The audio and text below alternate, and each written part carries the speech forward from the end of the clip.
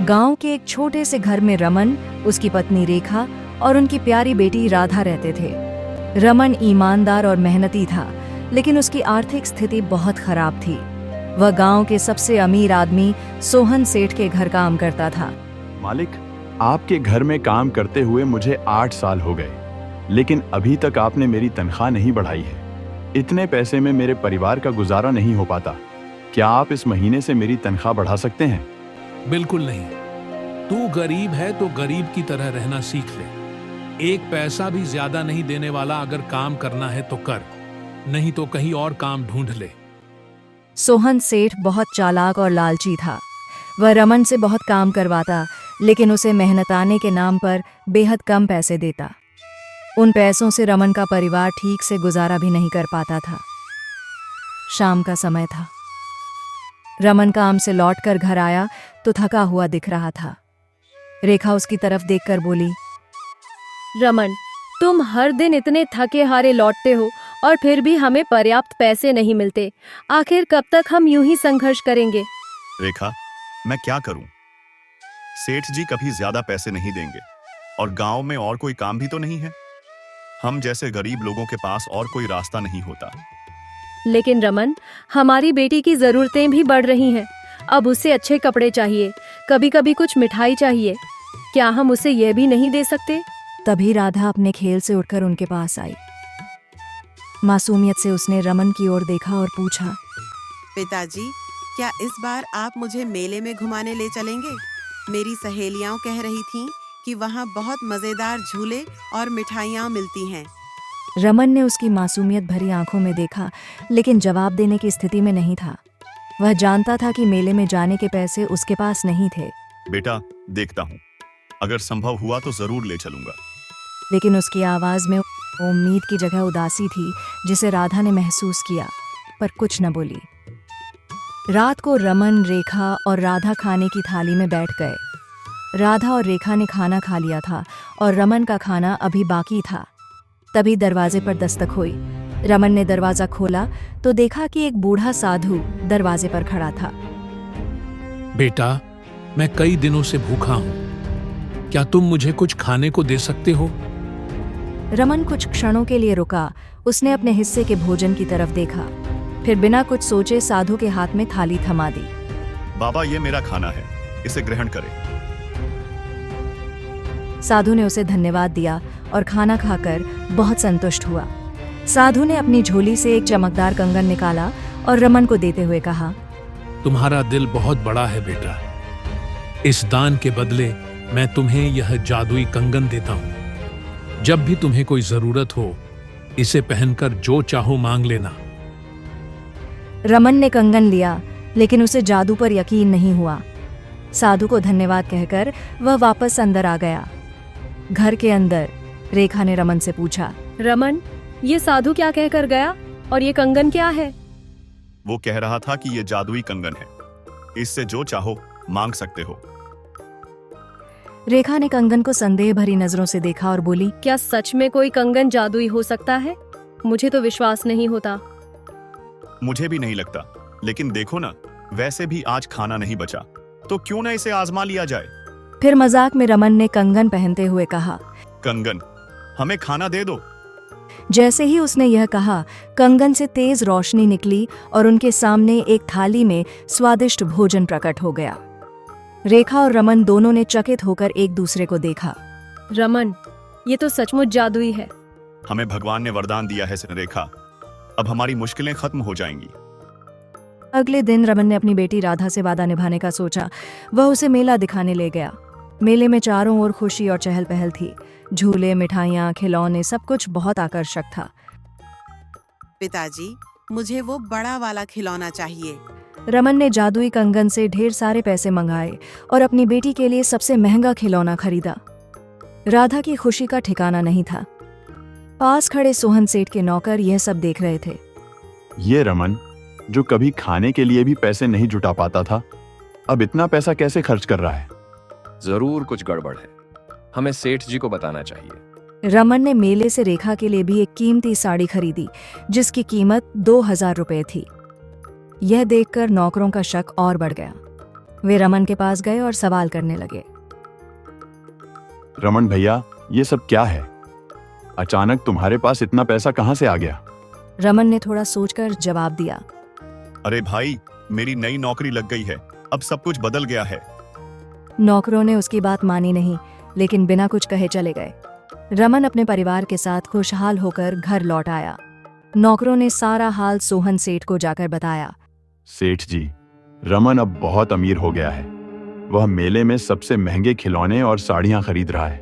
रमन के पास अचानक इतना पैसा कहाँ से आ गया? जरूर कुछ गड़बड़ है। लेकिन उस वक्त सोहन सेठ ने ज्यादा ध्यान नहीं दिया।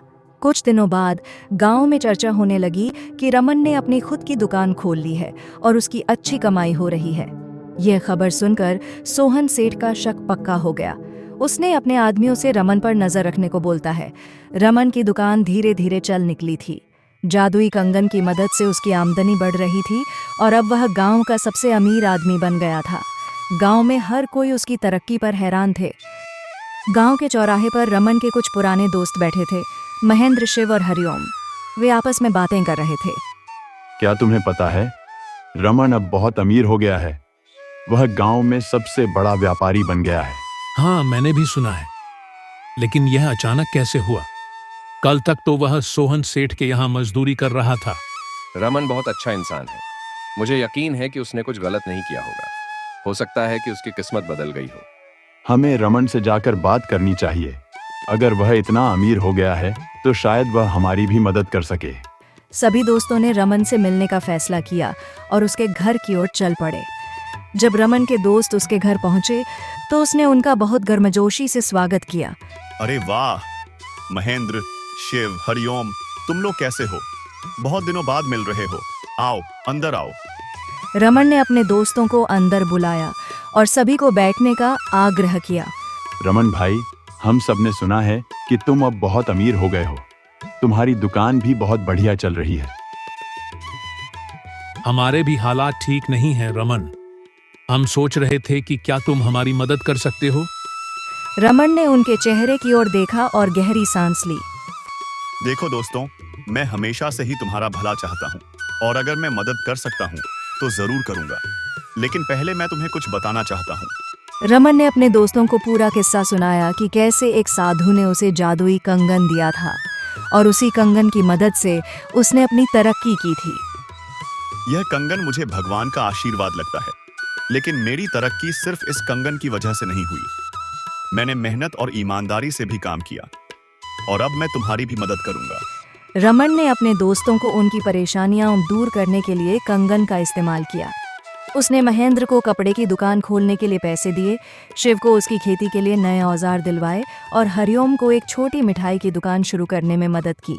इसी बीच सोहन सेठ की चिंता और बढ़ रही थी। उसके आदमी, जो रमन की निगरानी कर रहे थे, उसे रोज नई खबरें लाकर देते थे। तुम सब बेवकूफ हो। अब तक पता नहीं लगा पाए कि रमन इतना अमीर कैसे हो गया। मैं जानना चाहता हूं कि उसके पास इतना पैसा कहां से आया। सेठ जी, हम पूरी कोशिश कर रहे हैं, लेकिन अभी तक कुछ खास पता नहीं चल सका। अगर तुम लोग कुछ नहीं कर सकते तो मैं खुद देखूंगा। मुझे खुद जाकर पता लगाना होगा। एक रात जब रमन और उसका परिवार खाना खा रहे थे, उनकी बेटी राधा ने जिद की कि उसे आइसक्रीम चाहिए। पिताजी, मुझे आइसक्रीम खानी है। रमन ने जादुई कंगन पहना और मुस्कुराते हुए कहा। कंगन, हमें आइसक्रीम दे दो। जैसे ही उसने यह कहा, कंगन से तेज रोशनी निकली और उनके सामने ठंडी ठंडी आइसक्रीम आ गई। यह देखकर राधा बहुत खुश हुई, लेकिन यह सब सोहन सेठ के आदमी खिड़की से छिपकर देख रहे थे। उन्होंने तुरंत जाकर सेठ को सब बता दिया। सेठ जी, हमने देख लिया। रमन के पास जादुई कंगन है जो उसकी हर इच्छा पूरी करता है। सोहन सेठ की आंखों में लालच चमकने लगा।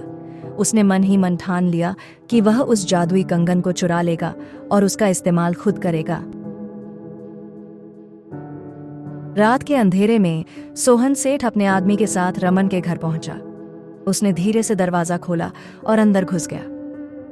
वो कंगन मुझे ढूंढना होगा। उसने घर के चारों ओर देखा और आखिरकार वह कंगन उसे एक टेबल पर पड़ा मिला। उसने जल्दी से कंगन उठाया और अपने घर भाग गया। अपने घर पहुंचते ही सोहन सेठ ने कंगन पहना और तुरंत कहा, कंगन, मुझे ढेर सारा सोना दे दो। लेकिन जैसे ही उसने यह कहा, उसके हाथ में जोर की जलन होने लगी। कंगन से निकली रोशनी ने उसका हाथ पूरी तरह से लाल कर दिया और वह दर्द से चिल्लाने लगा। आह, ये क्या हो रहा है? मेरा हाथ जल रहा है। वह तुरंत डॉक्टर के पास भागा। डॉक्टर ने उसके हाथ पर पट्टी बांधी और कहा, तुम्हारे हाथ में गहरी चोट आई है, ये जल्दी ठीक नहीं होगी। सोहन सेठ समझ गया कि यह सब उसकी लालच की वजह से हुआ है। उसने सोचा कि रमन को धोखा देकर वह खुद अमीर बन जाएगा, लेकिन उसकी लालच ने उसे सजा दे दी थी। अगली सुबह सोहन सेठ रमन के घर पहुंचा। वह बहुत ही शर्मिंदा और दुखी लग रहा था। रमन, मैं तुमसे माफी मांगने आया हूं।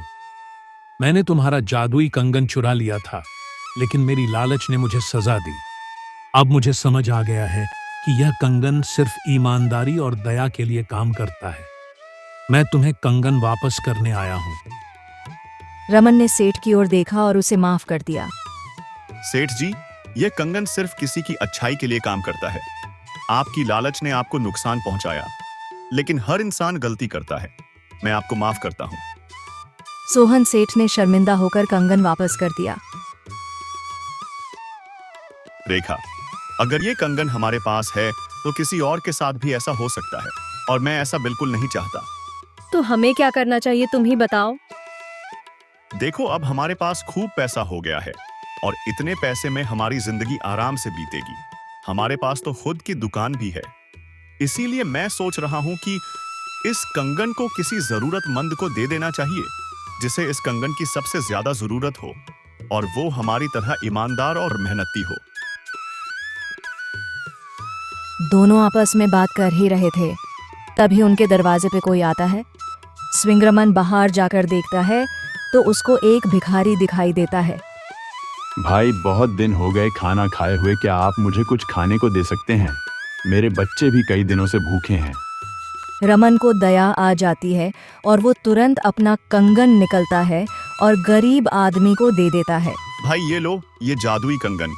इसे तुम कुछ भी मांगोगे तुम्हें मिल जाएगा। इस तरह से रमन ने एक बार और अपने दानवीर स्वभाव से एक गरीब की मदद की, लेकिन वो गरीब कोई और नहीं, वही साधु था जिसने रमन को वो कंगन दिए थे।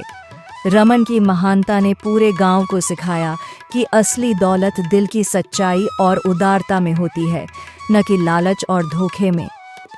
रमन ने न केवल अपने परिवार का जीवन बेहतर बनाया, बल्कि अपने दोस्तों और गांव वालों की भी मदद की। सोहन सेठ ने भी अपनी गलती से सबक लिया और अब उसने लालच छोड़कर लोगों की मदद करने का फैसला किया। इस कहानी से हमें यह सीखने को मिलता है कि मेहनत, ईमानदारी और दया से ही असली सफलता और सुख पाया जा सकता है। लालच और स्वार्थ अंत में सिर्फ दुख और विनाश ही लाते हैं।